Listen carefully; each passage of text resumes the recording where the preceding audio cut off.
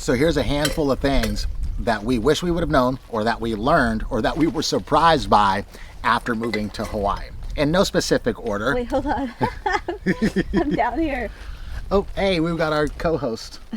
She's back. It has been a dream for me and JT to live off the grid, to live off the land, to be self-sufficient, live from the fruits and vegetables, and to live off the ocean. Now in Maui, it has come into fruition for us, and I did not I didn't expect the extent of how amazing it is. When we first moved here, we probably had maybe 30 mangoes, like huge ones like this coming off of a tree. And there was probably thousands on the tree. Yeah, we caught the tail end of the mango trees. They were so sweet. Literally God's candy, for sure. Oh, God's dessert candy for Get everybody. you a little sticky rice, some condensed milk, right? Oh, it's so good.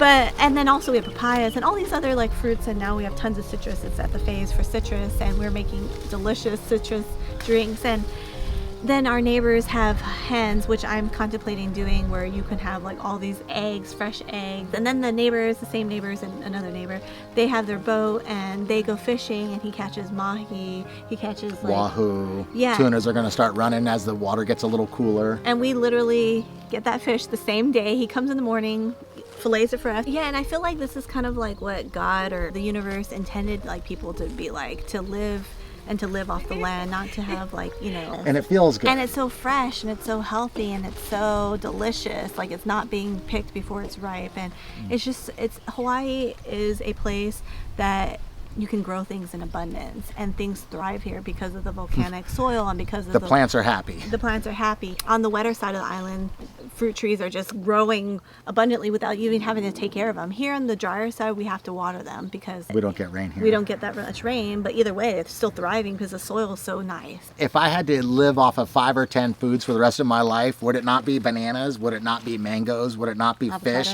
Would it not be avocados? Would it not be eggs? This is exactly what we were looking for. If you're like us and you have a family, or you like living in the country, you like open spaces, privacy, you really can't beat it. And if you like the idea of being self-sufficient, living off the land, it's going to blow your mind. If you live in Hawaii, your friends and family are going to visit 100,000%.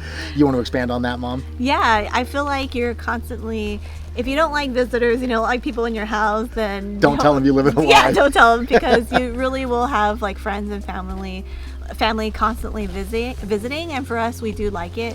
And then we just like to spread it out so we get that little like recharge and stuff, because we do like going 2-3 weeks but in between people. I would say about a month. About a month. I feel like I need to recharge, because we go all out. When you live in Hawaii, they say that you want to share your joy. It's no fun if you can't share your joy. And so when sharing people your experience, yeah. So when they come out here, we really want it to be a good time, and so we go out of the way. So yeah, you have a lot of visitors and family, and they're not coming for the weekend. They want to stay.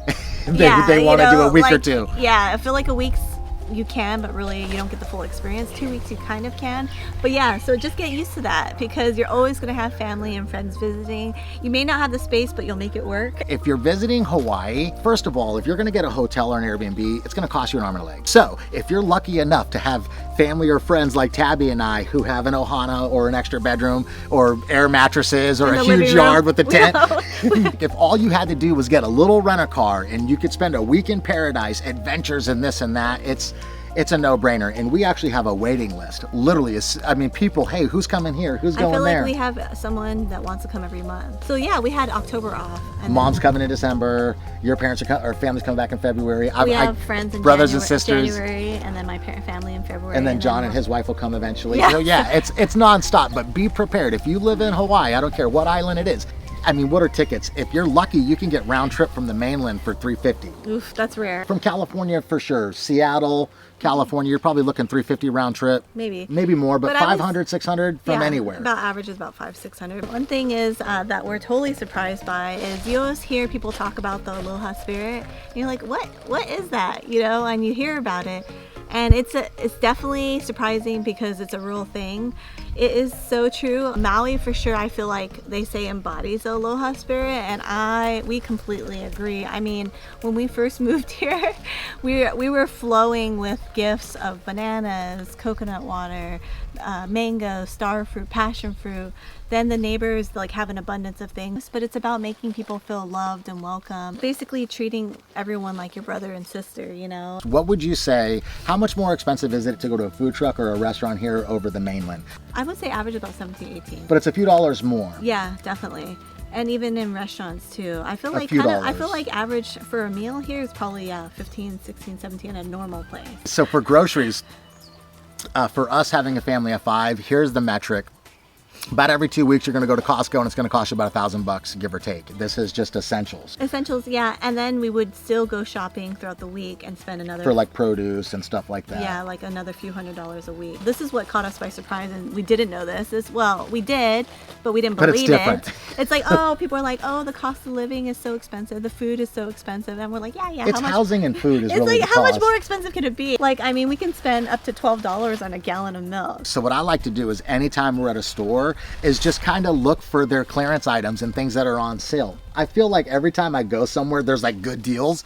But if you actually had to go grocery shopping at one specific place, you're not going to get everything you want. Like even Costco, yeah, you can stock up on your milk and you can get your, proteins and everything for a week or two, but you're still going to have to supplement and fill in the gap. But remember, we're a family of 5 and we have 2 teenagers and then we have a 6-year-old at the time of recording this video. Slim pickings for everything. For slim pickings, yeah, there isn't... It's slim pickings, girl. Slim pickings. You ever been to the country? It's slim pickings. There's just a lot, like because it's an island, you're not able to get all the things that you have accessibility to in the mainland and elsewhere.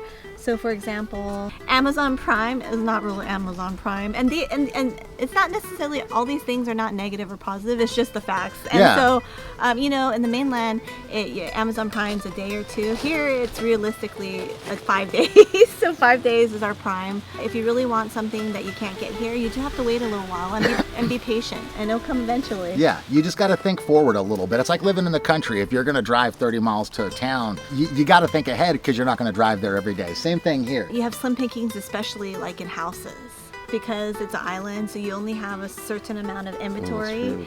And so, very limited inventory. Very limited inventory. So you have to compromise, especially in real estate in Hawaii. If you want to get, like us, what was ours? We really wanted air conditioning. We wanted a pool, and we wanted a yard and 4 bedrooms if we could. But that didn't happen. Right? Yeah. So you're going to have to compromise. So this time around, we went for the large parcel. So we've got a couple of acres. We've got the citrus farm, but we have less square footage. But we do have the air conditioning, and on this property, we actually don't have the pool.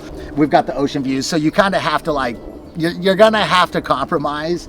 Everybody is. I don't care what your budget. If you're a first-time home buyer or you're buying a mega mansion, there's probably going to be some form of compromise that you're going to have to make when you move to Hawaii. Here's some tips on if you are going to move to Hawaii on how to do it. You probably need to look at getting a hotel or a 30-day rental so that you can actually tour properties, including rentals, because the first thing these agents do when you call, if you're from the mainland, hey, I was calling about this rental you have over in Hawaii Kai or what have you. Are you on island? No? Call me when you get here, right? So I'm sure there's a lot of people that maybe call or, I don't know, inquire about these properties, and it wastes a lot of people's time. It's so different out here with real estate, right? Half the time you're dealing directly with the owner who's renting out the house, but she wants to live in the ohana in the back. So you definitely got to make sure that you understand exactly the dynamic of what you're signing up for, because Hawaii is unique. Yeah, there was this house that we were sure we were going to move to, good location in Kailua. It's kind of near Castle Beach, and we loved it. And so we didn't love it, but we saw potential. And so JT called the realtor. And so I'm like reading, I'm reading the details, and I click on like all these other links and the sales. And I'm like, why is there like a whole top of the house they didn't show in the rental? I was like, why? I was like, I like that. Can I have that bedroom upstairs?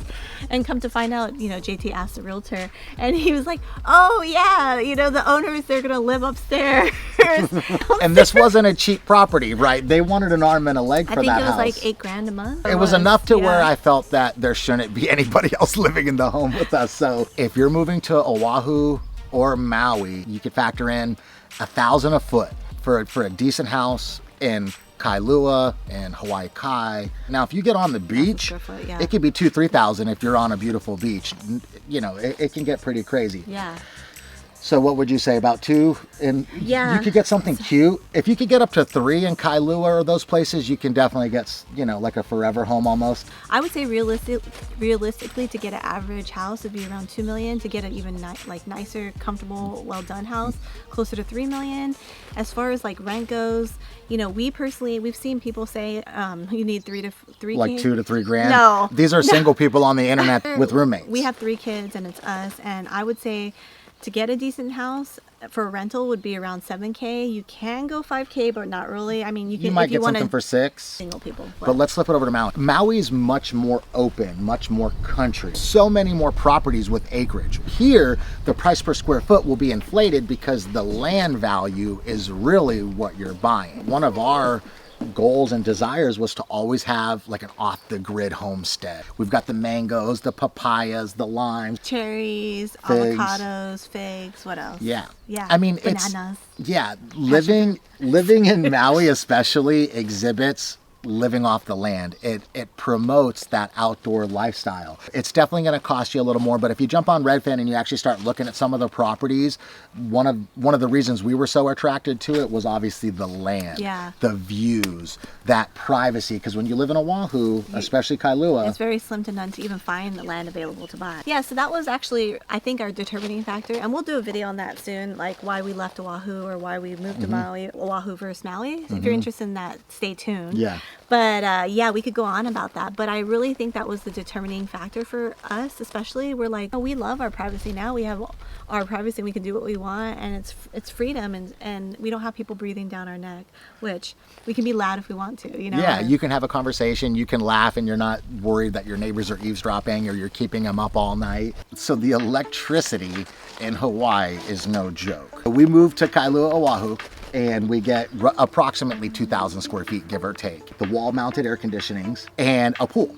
Our electric bill on average was probably $650. At this house, we have 20 solar panels, and it only helps a little bit. If you have guests and you're running your dryer 24/7, you've got the AC going 24/7. If you're coming to Hawaii or you're thinking about buying property here, be ready to write that check for the electricity. Now, on the flip side, I will say this: the majority of people leave their windows open during the day, depending on where you live. My number's on the screen right here. Shoot me a text. I'm the person who will actually be texting you back. Maybe you're coming to Hawaii, or maybe you're going to somewhere in the mainland. Before you start touring property and calling your realtor, make me your first call. We can talk about your purchase power, we can talk about your payment, and we'll have a little fun along the way. Yeah.